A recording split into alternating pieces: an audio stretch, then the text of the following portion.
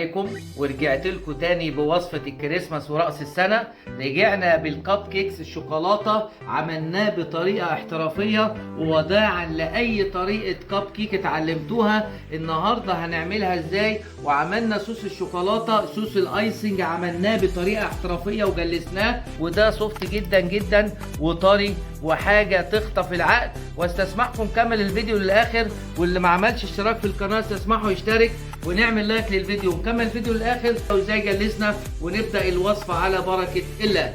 السلام عليكم ورحمه الله، وحشتوني كتير. كل سنه وحضراتكم طيبين بمناسبه كريسماس وبمناسبه راس السنه. وهنعمل النهارده كب كيك الشوكولاته.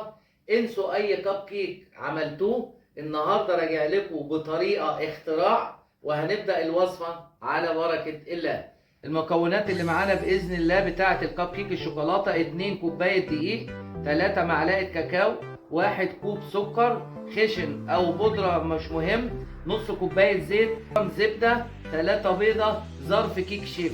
ظرف كيك شيف لو انا ما عنديش استبدله بظرف بيكنج باودر. صوص الشوكولاته اللي معانا النهارده: نص كوبايه سكر، نص كوبايه كاكاو، نص كوبايه زيت، 1 كوبايه ميه، 30 جرام جيلاتين. وهنبدأ الصوص على بركة الله. كوباية المية ومعاها نص كوباية السكر، وهنقلبهم مع بعض. بنقلبهم كده، واول ما ياخدوا معانا غلوة بسيطة هننزل بالكاكاو بتاعتنا والزيت والجيلاتين. اخر حاجة هننزل بالكاكاو بتاعنا، هننزل بالزيت. هيكون انا عندي 3 ورقات جيلاتين ابللهم في ميه او جيلاتين بودره بننزل بيها. ده بقى يا جماعه صوص الشوكولاته السحري او الجلاساج بتاعي، او ممكن لو احنا سيبناه نجلس بيه التورت والجاتوهات ونحشي بيه، ده سحري بيشتغل معانا كل حاجه. وان شاء الله اول ما ياخد غلوه هننزله من على النار، واول ما يغلي كده بقى ذره ملح بسيطه البركه اللي بيعمل معانا المعادله، واول ما يغلي معانا نرفعه من على النار بتاعتنا. وده شكله اهو حضرات، هننزله اهو. الكاميرا ترجع بس شويه اهو نوري الساده المشاهدين. وده يا جماعه صوص الشوكولاته، صوص الجلاساج، نجلس بيه، نبطس بيه، نحشي بيه، ده معانا في كل حاجه. والصوص السخن ده يا جماعه هو اساس صوص الشوكولاته. وانتظروا مع بعض ان شاء الله نشتغل في الكب كيك. طبعا الكب كيك ادي نزلنا بقطعه الزبده بتاعتنا القمر اهو. بعد كده السكر بتاعنا هنضرب كل ده مع بعضيه بسم الله. هنكسر البيض بتاعنا بسم الله.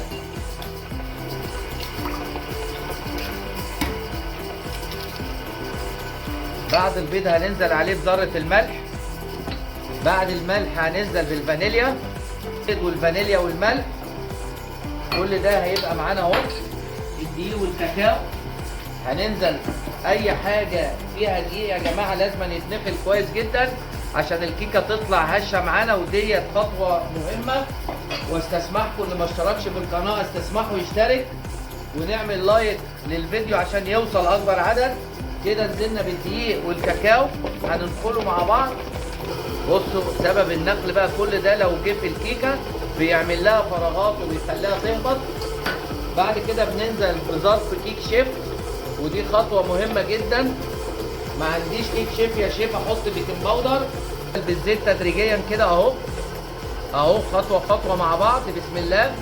كده نزلنا بالسكر والزيت والزبده مع بعض هيضربوا. والخطوه الثانيه هننزل بيهم بالبيض ان شاء الله.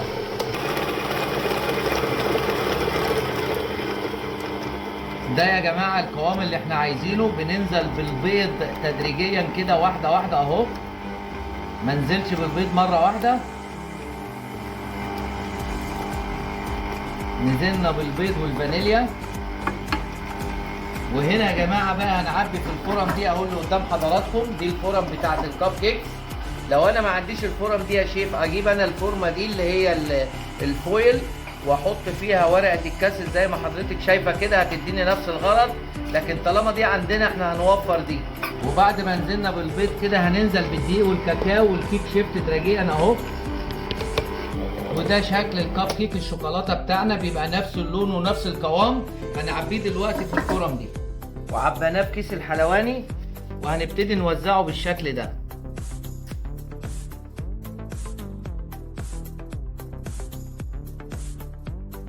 تمام. هننزل بقى عليه بالشوكليت شيبسي كده من فوق.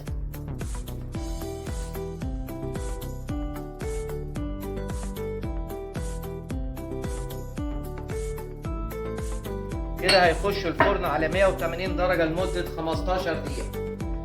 وكده يا جماعة خرج من الفرن، قعد معانا 16 دقيقة بالظبط. ولما فاض 2 قلنا نعمل واحدة تاني كده في السيلفر عشان تشوفوا النتائج، وهنغرفه مع بعض. وصوص الشوكولاتة كده بيسقع معانا، هنجلسه ونزوقه وهنوريه لحضراتكم. طبعا ده صوص الشوكولات بتاعنا يا جماعة، الايسنج اللي احنا اتكلمنا عليه اهو. هناخد طبعا الكب كيك ننزله كده بالطريقة دي اهو، بالشكل ده اهو، ونقدمه بالطريقة دي.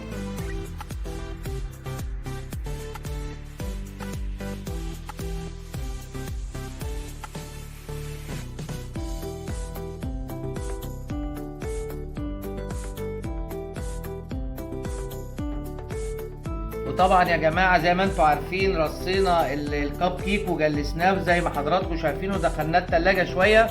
والشيف منصور طبعا بيحلل حلو. سبايدر مان بيتعمل يا جماعه، شفتوا انتوا التورت اللي بتتعمل عليها الصوره ده برضو بنطبعه وبيبقى بيتاكل مع الكيك، وده بيبقى صحي جدا جدا جدا.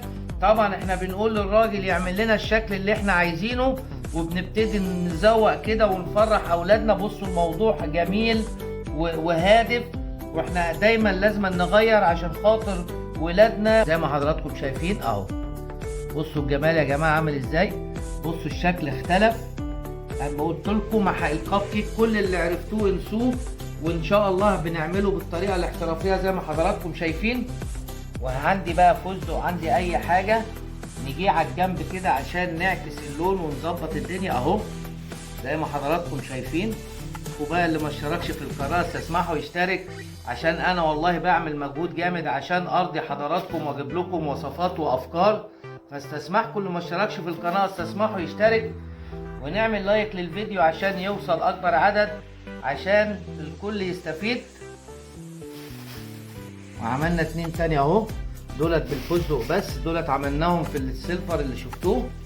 ودي كانت نهاية وصفتنا، وصفة الكب كيك الشوكولاتة. عملناه وجلسناه بصوص الشوكولاتة. عملنا صوص الشوكولاتة بالطريقة اللي حضراتكم شفتوها، وبعد كده عملنا الكب كيك وجلسناه، وعملنا عليه سبايدر مان، وعملنا 2 بالسيلفر عشان خاطر لو احنا اولادنا هياخدوه المدارس او تكاويه. ودي كانت نهاية وصفتنا، ودمتم في امان الله، والسلام عليكم ورحمة الله وبركاته.